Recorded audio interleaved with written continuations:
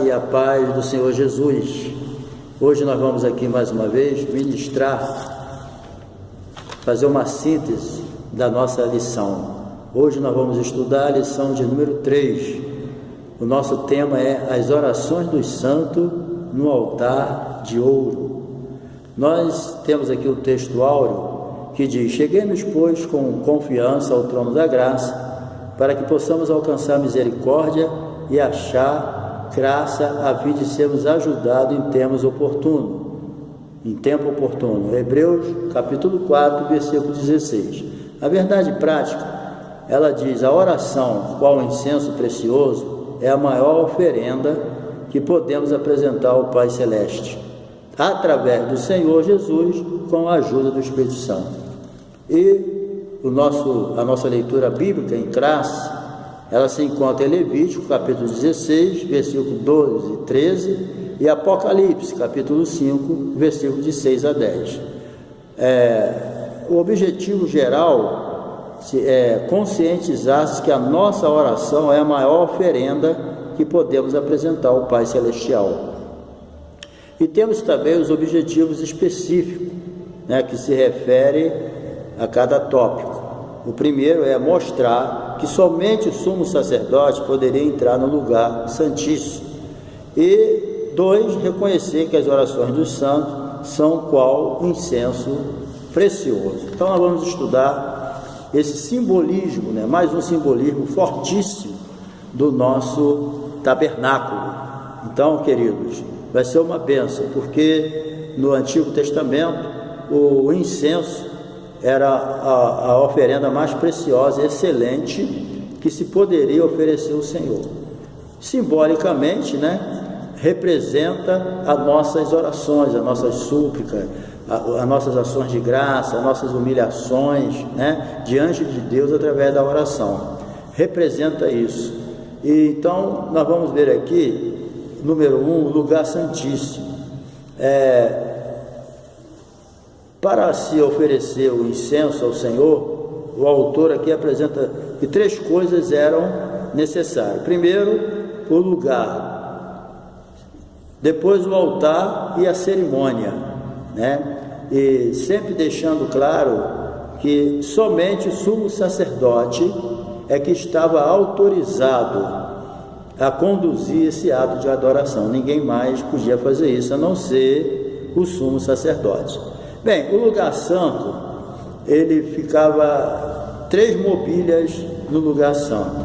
Tinha o altar, o lugar santo e o lugar santíssimo, No lugar santo ficava o candelabro, que nós já estudamos semana passada, Ele ficava retrasado, ficava à esquerda de quem entrava, e a mesa dos pães da proposição ficava à direita.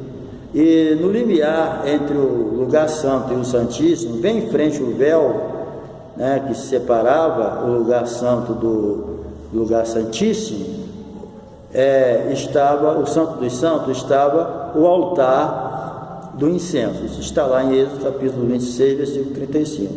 Então, há algo muito importante aqui que devemos considerar, que embora o altar de incenso estivesse no lugar santo, era considerado também parte da mobília dos santos, juntamente com a Arca da Aliança. Isso está lá em Hebreus 9, de 1 a 10. Isso aqui já estava simbolizando, Isso aqui já era uma profecia do que viria a acontecer. Por quê? Porque o altar do incenso, ele ficava no lugar santo. Somente uma vez no ano, que nós vamos ver daqui a pouco, é que o sumo sacerdote, com sangue, ele entrava no dia da expiação no lugar santíssimo. Aí ele entrava com o incensário e com o incenso, para fazer aquela cortina de fumaça, de nuvem ali dentro em cima do propiciatório. Então, todo o dia, de manhã e à tarde, o sumo sacerdote, ele tinha que trocar o incenso, ele tinha que agitar o incenso, É importante que a gente entenda isso, porque a composição do incenso era somente para ocasiões como essa. Só podia ser usado, né, para as coisas de Deus. Ele não podia ser imitado em outra coisa, que nem nós vamos ver agora. Então, o altar do incenso, aonde ficava o incensário, ele era feito de madeira, de acácia. O altar de incenso, ele era revestido de ouro. Ele tinha um côvado de largura e um côvado de comprimento, ou seja, era quadrado, né? E tinha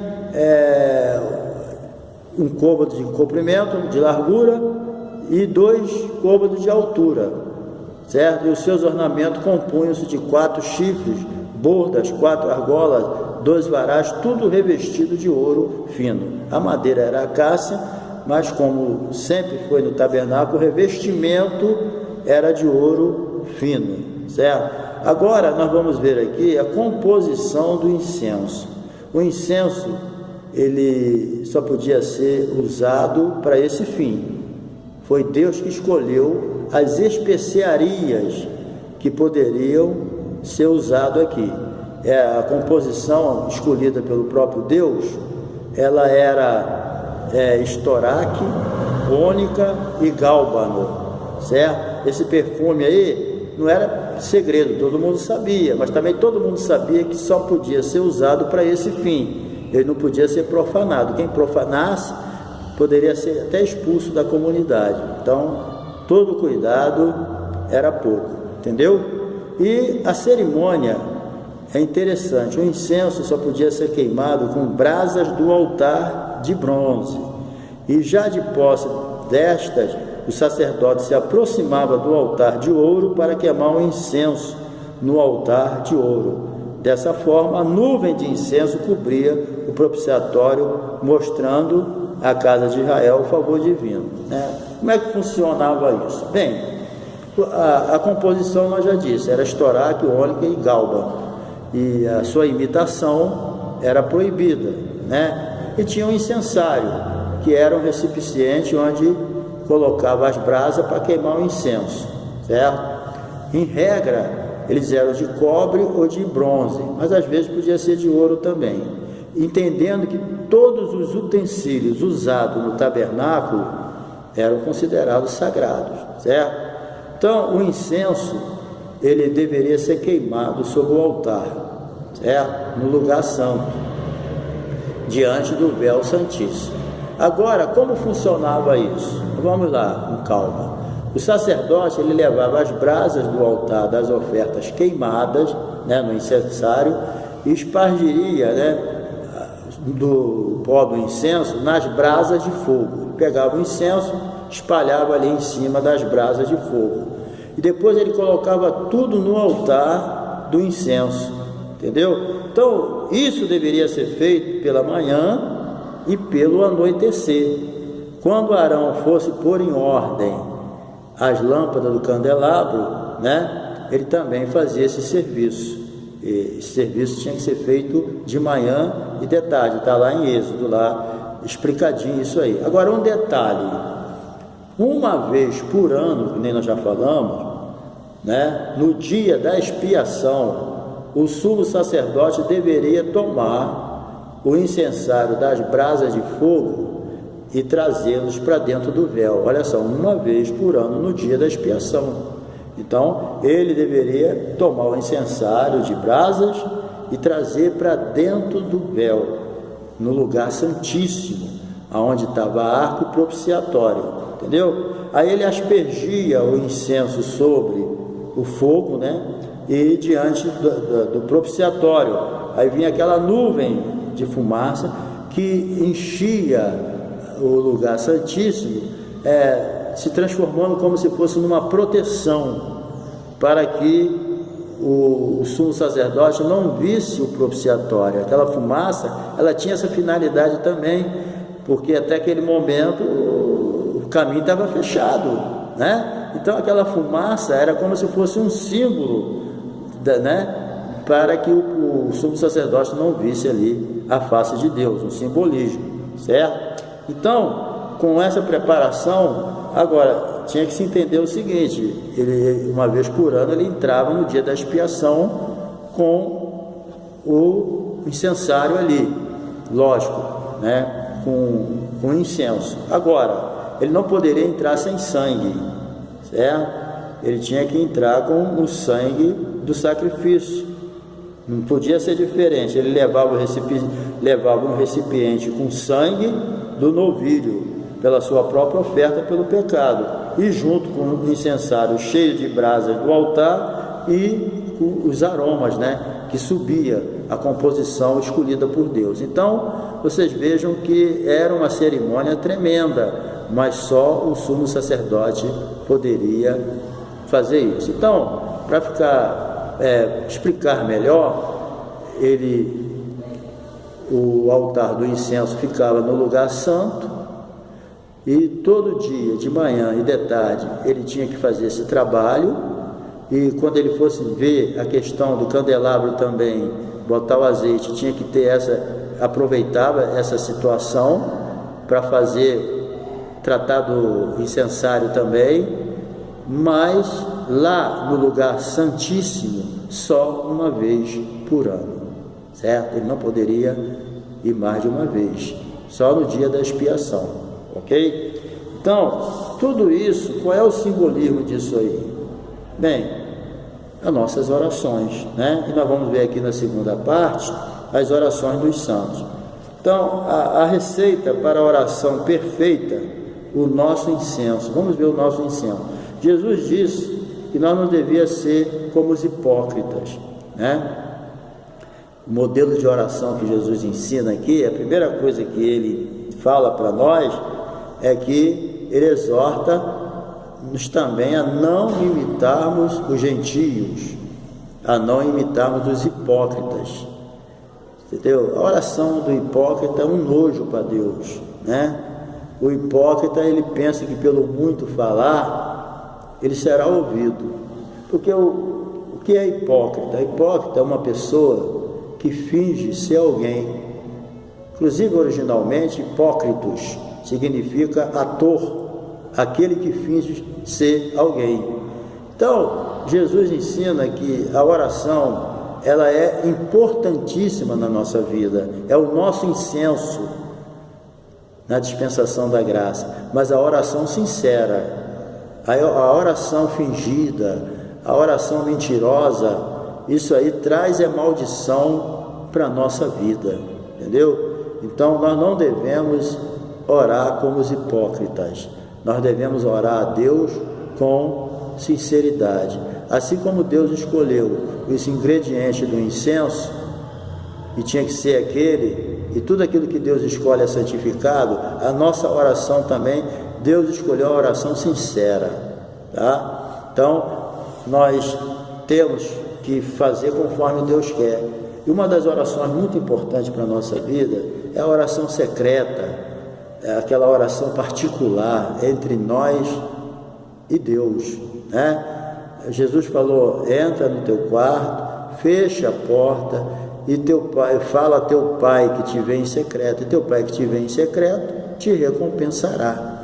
Então não tem oração melhor, né? Não pode haver incenso mais excelente do que as nossas orações, a oração dos santos, né? Além do mais, as nossas súplicas chegarão aos céus por intermédio do Espírito Santo. A Bíblia diz que nós não sabemos orar como convém, mas é o Espírito Santo que intercede por nós com gemidos inexprimíveis. Então é o Espírito Santo que leva a nossa oração ao céu, né? Isso é uma bênção. Primeiro nós oramos em nome de Jesus. Jesus ensinou a orar em meu nome. Nós oramos em nome de Jesus. Nós entramos no nosso quarto, fechamos a porta e de uma maneira particular, maneira íntima. É interessante que eu acho aqui é que Jesus falou assim: Pai Nosso, né? Pai Nosso já é uma questão de filiação, né? Se nós chamamos Deus de Pai, é porque nós somos filhos, né? Pai Nosso é um nome íntimo que nos aproxima mais de Deus. Ali não é o momento nem de Deus estar no céu e a gente na terra, mas é que a gente está falando com o nosso próprio Pai, Pai Celestial, né? Então a oração também, ela como sacrifício ao Senhor. Isso aí todo israelita, eles entendiam, né, a simbologia forte que era o incenso. O incenso, ele simbolizava as nossas orações. O salmista conhecia perfeitamente a simbologia do incenso, que simboliza nossas orações. Olha o que ele diz aqui: suba a minha oração perante a tua face como incenso, e seja levantada as minhas mãos como sacrifício da tarde. Então, o salmista aqui ele fala, né, ele entendia a simbologia do incenso, e Deus recebia com prazer aquele incenso. Era como resposta às nossas orações. Então, quando nós nos dedicamos integralmente ao Senhor, toda a nossa vida, ela é como uma oferta para Deus. A sua vida dedicada a Deus, para Ele é como uma oferta, é como um sacrifício vivo, santo e agradável a Deus, né? Então, a oração como sacrifício ao Senhor é a coisa mais importante da nossa vida. É você saber se libertar de si mesmo e deixar que Deus tome conta da sua vida. A oração dos santos na grande tribulação. Bem, no período da grande tribulação, muita gente acha que não vai ter salvação, outros acham que não vai ter oração, que não vai adiantar orar. Bem, nós não vamos entrar aqui no mérito daqueles que ficaram, né? Nós somos pré-tribulacionistas, acreditamos nisso, né? Bem, mas a coisa não é bem assim, porque a Bíblia fala que no período da grande tribulação, logo após o arrebatamento da igreja, haverá um grande número de mártires, pessoas que ficaram, mas se arrependeram dos seus pecados. Você imagina um cristão que serviu a Deus, depois se afasta dos caminhos do Senhor, e nesse período que ele está afastado, Jesus vem buscar a sua igreja. Aí o que acontece? Ele fica. Então você imagina alguém que já pregou, que já ensinou, que já orou, que já buscou o Senhor, que já teve um conhecimento da palavra de Deus, que teve comunhão com Deus, está desviado da casa do Senhor, e de repente nesse período Jesus vem buscar a sua igreja. Você imagina a situação dessa pessoa? Ainda mais a pessoa sabendo o que é a grande tribulação, que os crentes já foram embora, só ficou os desviados e os ímpios, né? E que a partir daquele momento Satanás toma posse da terra. É um desespero, né? Mas tem chance ainda para essas pessoas, ainda há tempo, né? Porque Deus, seja em qualquer circunstância, Ele é o Deus das oportunidades, Ele está sempre dando uma chance. Eu creio que não vai ser fácil. Quem for cristão vai ser martirizado, vai morrer. E muitos, com certeza, não vão aguentar, não vão suportar, e vão negar Jesus de novo, né? Mas o interessante aqui é isso que o autor colocou assim: após o arrebatamento da igreja, haverá um grande número de mártires. Por quê? Porque quem quiser se voltar para os caminhos do Senhor, vai morrer. Vai morrer. Então, todos esses, apesar da perseguição do anticristo, atuarão como fiéis testemunhas de Jesus Cristo. Então, aqueles que voltarem, vão morrer, vão pagar o preço, mas vai ser fiel. Existem aqueles crentes que estavam desviados, mas viram a prova que estavam com o arrebatamento da igreja, porque ficaram, mas vão reconhecer que é a última chance, ou agora ou nunca, ou pegar ou largar. Então muitos não vão negar Jesus e vão morrer, com certeza alguns não vão suportar. Então é melhor agora, né? Melhor ser crente agora, que deixar para voltar para Jesus na grande tribulação é vento, né? Então todos esses, apesar das perseguições do anticristo, vão ser testemunhas fiéis de Jesus, né? As orações desses santos serão recebidas nos céus como incenso de grande valor. Que maravilha, né? Inclusive, queridos irmãos, eu vou ler aqui no último livro da Bíblia, Apocalipse. O Apocalipse está explicando aqui, no capítulo de número 5, versículo 8, diz assim: havendo tomado o livro, os 4 animais e os 24 anciãos prostraram-se diante do Cordeiro, tendo todos eles harpas e salvas de ouro cheias de incenso. Há um mistério revelado aqui: cheias de incenso, que são as orações dos santos. Entendeu? A Bíblia é de uma clareza tão grande nessa simbologia dos incensos, né? Cheias de incensos, que são as orações dos santos. Então, está bem explicado, o simbolismo forte. Então, no Novo Testamento, as nossas orações os incensos do Velho Testamento. Tinha tudo no tabernáculo, né? No Santo dos Santos tinha o maná, a vara de Arão, os 10 mandamentos, né? O propiciatório, a arca. No Santo dos Santos tinha o candelabro, né? Que iluminava, tinha os pães da preposição, mas não podia faltar as orações, né? Tinha tudo. Agora, as orações não podiam faltar. Então, o incenso são as orações dos santos. Ninguém pode deter o poder de um santo que, no oculto do seu quarto, roga a intervenção do Santo dos Santos. Porque o tabernáculo, né, com essas 3 divisões, tinha um incenso no lugar santo. Ali todo dia o sacerdote ia ali. Agora, só uma vez no ano ele entrava no Santo dos Santos. Por quê? Porque isso significa o quê? Todo dia o sacerdote tinha que tratar ali do incenso. Isso significa que todo dia nós temos que orar. Todo dia nós temos que orar. Até a oração do Pai Nosso, Pai Nosso que está no céu, o pão nosso de cada dia, todo dia nós temos que orar.